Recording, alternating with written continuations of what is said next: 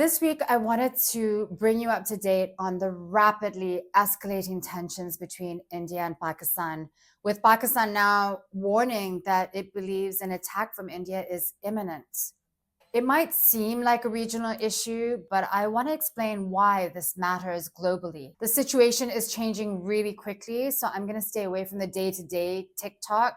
I just want to give you some background to understand how we got here, and then you can choose to follow the news if you want. So the latest standoff is over an incident once again in Kashmir, Kashmir being the disputed region that's been a flashpoint for India and Pakistan for decades. Since gaining independence from the British in 1947, both countries have laid claim to it. They've fought 3 wars over it. Border skirmishes and instability have continued ever since. Today, the region is one of the most militarized places in the world, so even small clashes can escalate really quickly and dangerously. And let's not forget, both countries are nuclear powers. So what happened this time? Well, on the 22nd of April, gunmen opened fire in Pahalgam, a tourist destination in Indian-administered Kashmir, killing 26 people. It was the deadliest attack in the region in 25 years. All but one of those killed were Indian citizens.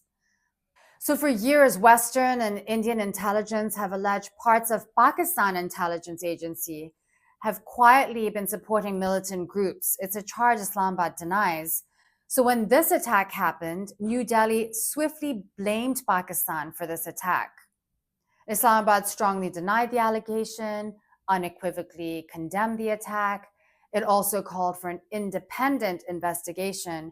And Pakistan's defense minister even went further, suggesting this could be a false flag operation staged by India.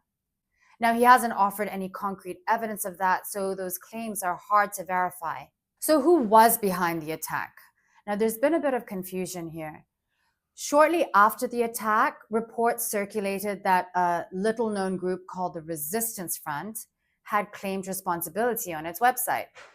I couldn't find that message, but other major news agencies like Reuters, AP, BBC, CNN, who have a wealth of resources, all said they couldn't independently verify the claim. The US State Department was also asked about it and so far have not publicly confirmed that it was the Resistance Front behind that attack.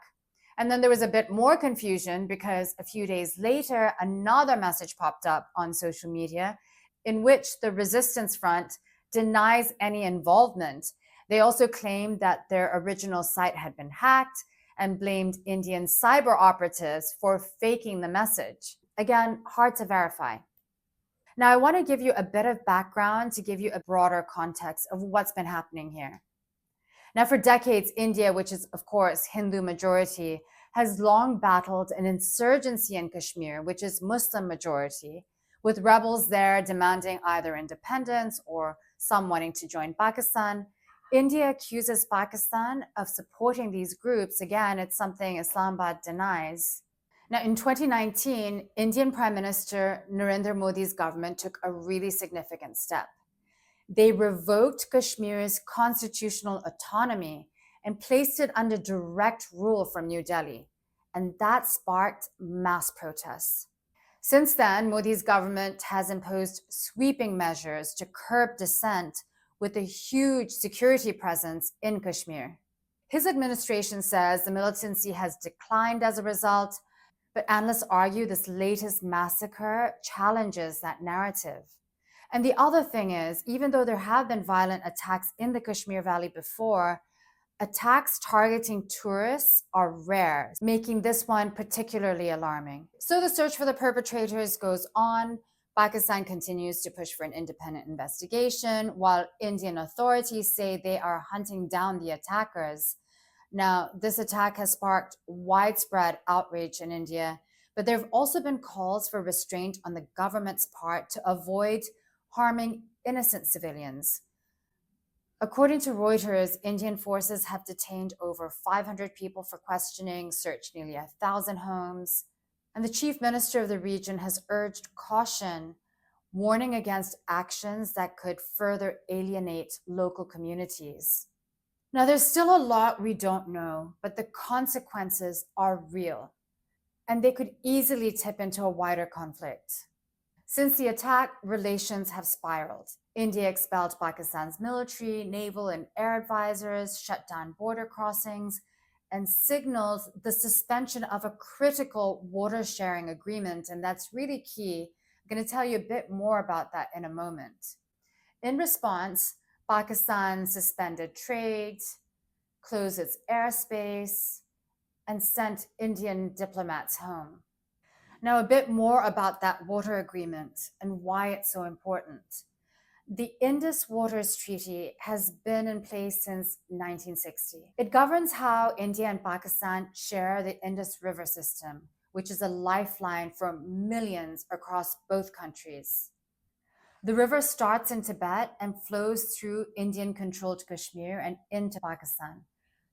This treaty has survived wars and political crises, so India's signals to suspend it is seen as a major escalation. And Pakistan has warned that any attempt to block or divert its water would be considered an act of war. Meanwhile, tensions on the ground have intensified. There's been cross border fire along the line of control, which is the de facto border between Indian and Pakistan controlled areas of Kashmir. India has test fired long range missiles. Pakistan says it's shot down an Indian drone. And now Pakistan's defense minister says a military incursion from India could be imminent. So, why is this a global issue? First, nuclear risk. Both India and Pakistan have nuclear weapons. Even a conventional clash could spiral into something far more dangerous. Second, regional stability. These countries sit at the crossroads of China, Iran, Afghanistan, and Russia. Instability here could ripple across a much wider, volatile region. Third, global politics. As power rivalries between the US and China and others intensify, both India's growing economy and Pakistan's strategic position matter more than ever. So, how is the world responding so far? Initially, President Donald Trump denounced the attack and expressed solidarity with India against terrorism. Since then, the US Secretary of State Marco Rubio says he plans to call both his counterparts in Pakistan and India to try and de escalate the situation. Meanwhile, China has urged both sides to show restraint and has called for an impartial investigation. And in recent days, UN Secretary General Antonio Guterres has expressed his concern about the tensions. He's offered to help mediate between the two countries. Now, could all of this blow over? Yes, absolutely it could. But for now, diplomatic ties are frozen, military tensions are rising, and the world is watching. Now, as always, you'll find the sources I've mentioned in this video in my YouTube description, along with articles that are easy to follow if you want to dig deeper. Let me know what you think. Drop me a note in the comments or DM me. And if you like what you see, then you can like and subscribe on my YouTube channel. It would help me keep going, and I'd be really grateful. Thanks for watching.